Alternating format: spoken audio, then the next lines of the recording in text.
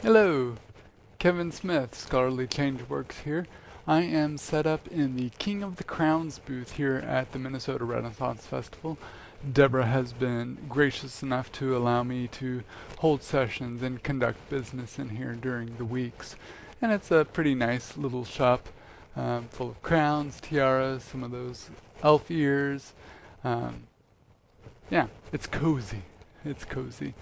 And it's a way to be away from the festival campground and the rest of the community where, you know, I can separate a client from their living situation so that they're not going to get embroiled in whatever camp drama is going on.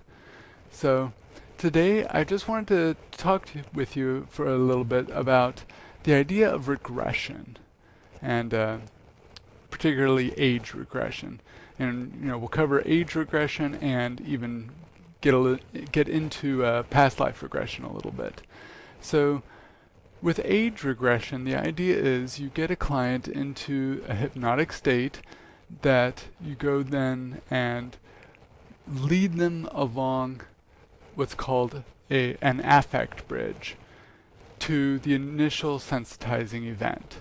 So if somebody has, say, a fear of spiders, well, then you would go and get them into trance and then have them go within their mind and within their memory back to that first time, or even just a very meaningful time when they were very when the fear of spiders was instilled in them, or one of the first times that is really meaningful for them. So and you can use this in all sorts of ways. People used to use it for trauma and things like that.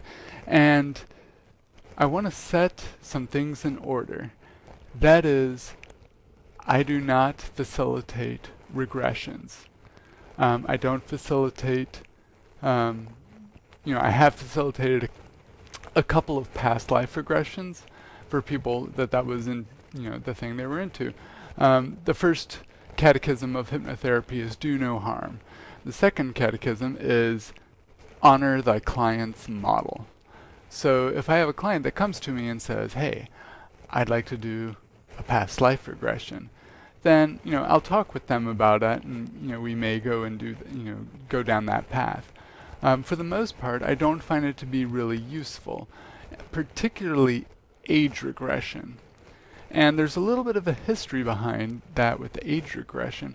So back in the 80s and into the 90s, there was what was known as the satanic-panic, where you had children and some adults who were seeing therapists who were utilizing hypnosis and putting them through hours and hours and hours and hours of hypnotic regression work. And they were basically feeding their own model into that whole interaction with the client, the patient. And they fed them a bunch of horrible crap. And you had people, there's people who just got out, last year, the year before, who had gone to prison because they were part of some satanic cult where they were sacrificing and sexually abusing children and doing that so that they could fracture their identity and develop dissociative identity disorder so that they could utilize these different identities to perform certain tasks. And it was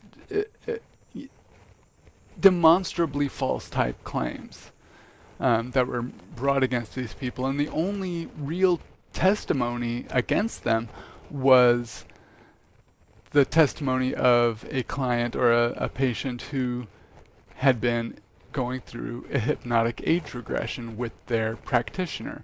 And it's really a disgrace on the American Psychological Association, that whole industry, that they put so much weight into this type of modality of doing the hypnotic age regression with practitioners who had their own worldview, their own model that they were going and introducing, and then they were going and feeding this to the patients before, during, and after the hypnotic sessions to go and recall these memories. So the thing about hypnotic age regression, and really all of hypnotism, is that the brain makes crap up, and it's really good at that, based on where your attention is focused. It's going to go and shape your perception of subjective reality. And so you have that whole experiment where you had two team members, one dressed in white, one dressed in black, and they said, oh, count how many times, and they were playing basketball, and it was, oh, count how many times the white team goes and passes the ball back and forth, or maybe it was the black team. But count the number of times that this goes and happens and that they're passing to each other. And so, you're watching, you're counting, you're keeping, you think you're keeping a pretty good count on this. And then, 15 seconds into this guy in a gorilla suit just waltzes out into the playing field, into the court, and just sits there, looks around, back and forth, does a little dance for a while, and he's there for a good minute, and then goes and waltzes off. And so the thing ends, and you ask the participants saying, okay, so how many times was that passed? And they're like, oh, it was passed 30-something times, or however many it was. And then the question is, but did you see the gorilla? And people are just, not all of them, of course, but a good percentage of them are just like, what gorilla? And you go back and you show them, and they're based on where their focus is, it augments their perception of this reality that had occurred. The gorilla was always there, but it really absolutely was not perceived by the participant in this experiment. And so in a similar way, within the hypnotic interaction, you have the engagement of beliefs and the guiding of attention to go and facilitate an altered state of subjective reality. And so that's how a lot of the therapy works, with utilizing hypnotism, NLP, and all these related modalities. So going and doing an age regression is utilizing that ability to hallucinate a subjective reality that is different from the actual non-subjective reality, objective reality. And so it seems that would be a little bit of a conflict then to say, oh, I'm going to use this thing which is utilizing in a therapeutic way the ability to hallucinate and alter one's perception of subjective reality, and then take the client's or the patient's testimony as an objective actual fact, and then put people into prison for that. And there were several people that ended up doing years and years and years in prison based on this type of testimony. And due to this, within the state of California, you can't hypnotize a witness in a court of law, in a court case.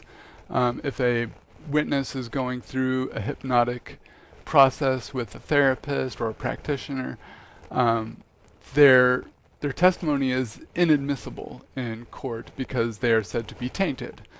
And some other states have gone and adopted this. Texas has not, as far as I know. And it's really kind of scary, and it's really a shame that something that has such positive, beneficial therapeutic, effect was used, and in some cases still is used, in this way to go and dredge up false memories and have people act on that and have real world consequences that are a direct result of that. And besides this, having a person go through reliving some sort of trauma, in a hypnotic interaction, or even just in a regular therapeutic interview, it doesn't have the best track record. And so, again, that whole do no harm thing seems to come into play here, or doesn't come into play as often as it should. So when I'm doing therapy with people and they're talking about, oh, they have this issue with spiders, or they have this issue with, whatever the situation is, if they have some sort of adverse reaction to a certain stimulus, then I'm not going to go and take them back in hypnosis and say, well, let's go back to the first time and see what that was like, and now you can look at it from a far away distance. No. Like, I prefer to do what's known as behavioral therapy. That is, if a person sees a spider and they crap themselves, well, we want to change that, right? And it doesn't matter if little Susie went and threw a spider on you when you were 5 years old and you messed yourself, and that's the reason. Like, all of that is meaningless. We're dealing with the here and now, and we get the changes that are more beneficial, that are client directed. The client comes and says, hey, I want to be able to have a better relationship with my, with reality when I just randomly come across a spider. I'd rather not mess myself. Okay, we work with that and we get that result, or a more acceptable result. There's absolutely no reason to go and relive trauma and put a person through that again.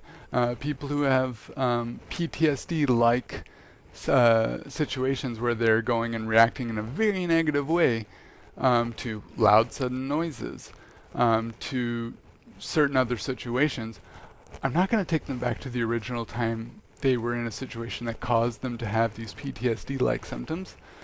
There's absolutely no benefit for the client. There's no benefit for myself. It's only going and perpetuating trauma.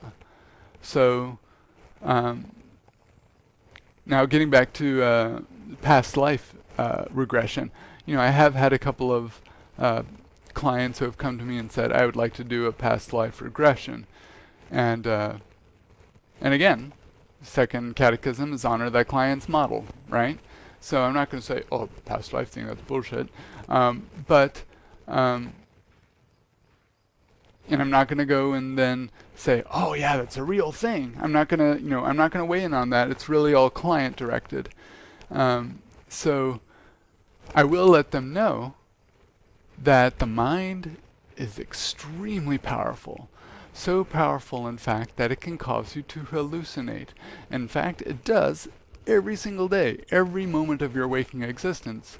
Your mind is interpreting the ambiguousness of reality and all the impressions that happen. And it creates a model of reality and what we perceive as our normal everyday waking existence. And it does it in our normal everyday waking state of consciousness. So the mind is extremely powerful.